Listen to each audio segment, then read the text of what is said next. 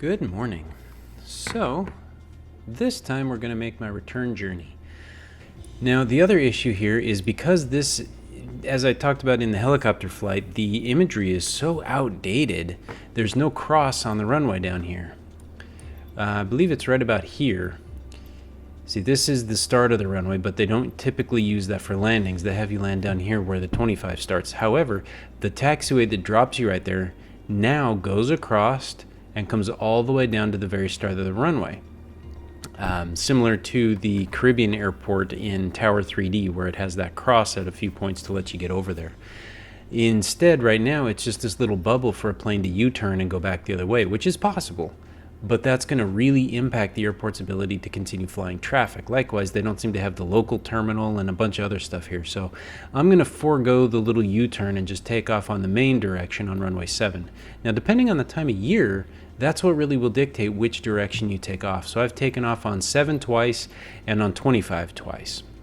The particular flight I'm recreating, we actually took off on 25, but that's okay. I found a flight plan that is very, very close to what I did, and I've actually got some pictures here of us flying over these 2 volcanoes up there. We should fly a little closer to the other volcano that's in Costa Rica over here. We'll see when we get there. Then we head up north, we cross over here, and then we'll fly by Chichen Itza and Cancun. I don't think we'll see much of that, but then we'll cross out into the Gulf, head up over to Texas, and here we will fly over Galveston and the Port of Houston, and then we'll come up on DFW here. And I'm not sure if this is the exact pattern because I think I came up a little more to the right. We came up over Louisville Lake, then we made our turn and came down, whereas this is going to be one continuous turn on approach, and I have a feeling I'm going to be doing this one full manual. I don't think I trust the ILS system, but we'll see, and if it fails, then I'll just execute a go-around and I'll just do it manually. But this should be pretty fun. I'm hopeful, based on the time of day that I've picked here. Let me zoom out. It's late in the evening, 5 o'clock, I think. Actually, down there, this time is not right, but it was about 5 o'clock when I took off from Costa Rica, so it was still sunny. I had plenty of light to look at things. We got over the Gulf. I could see a cruise ship heading down to Cancun. And then by the time we got into Houston, the sun was just about to set. And then by the time we got over Dallas, Louisville, the sun had set, but it was still bright enough to see, but all the airport lights were on, and it was really kind of pretty. Anyway, when we hit the tarmac here, we're going to land on 35 Center, and then we'll cut across to the bottom of the airport and come up, and we will land here on the international terminal. And we'll park hopefully on gate D18, which is the one I actually came in on. They had an A380 here on one of the corners for the larger airplanes, but it should be a fun little flight. Again, just like last time, I'm going to skip through certain aspects of it and just show you some of the sights as we hit the coastlines and things like that. So sit back and enjoy the fairly easy departure, the fairly simple and easy flight, and then get ready for a show for the landing, because that's typically where something goes wrong every single time, unfortunately. And I will again express my dismay at how outdated some of the imaging is in this game for some of these areas, because I don't expect the airport to be a bespoke, fully customized and built airport, but the fact that the runway is using at least 2.5, 3 years, maybe 4-year-old satellite images, that's a little bit surprising. All right, let's jump in and enjoy the flight.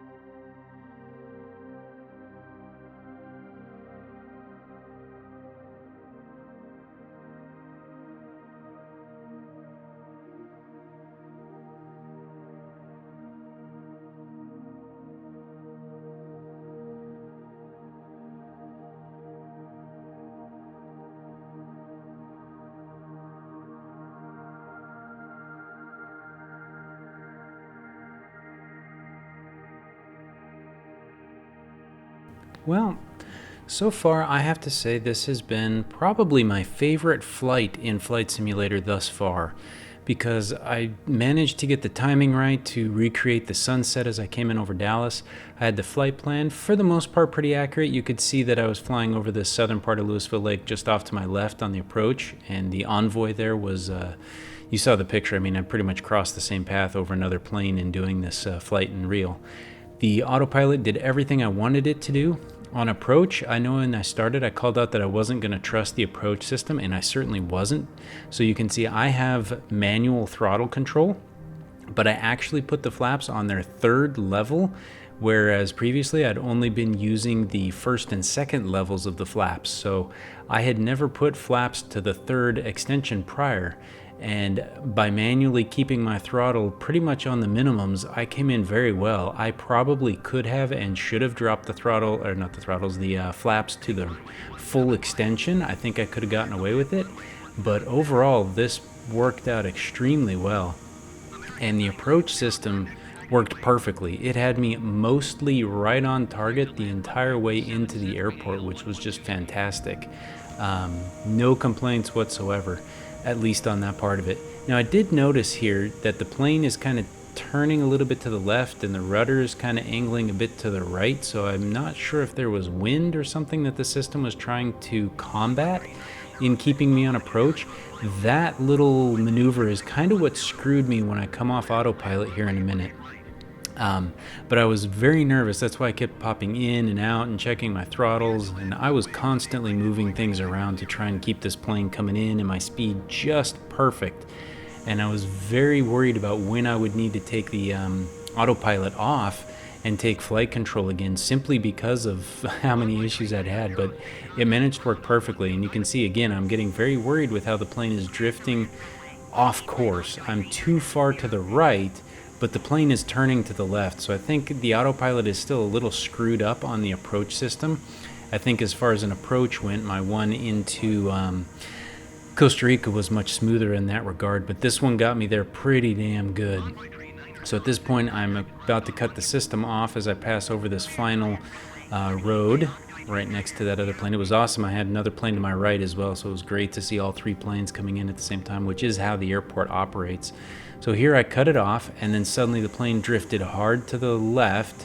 I slowly started to compensate to the right, but ground effect and flaps and low speed caused a hard roll to the right, which then caused the plane to fly and turn kind of the wrong way. So I tried to compensate, and again, it just caused hard rolls, and then really close to the ground, and I was really trying to feather it back in time to float it, but I was too low to the ground. So I hit a little hard, but I think that would have been a serviceable real landing, though I probably would have damaged the right gear in doing so.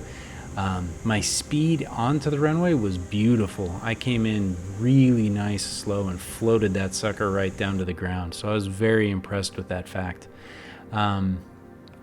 I really enjoyed that flight. The approach, the scenery coming into Dallas.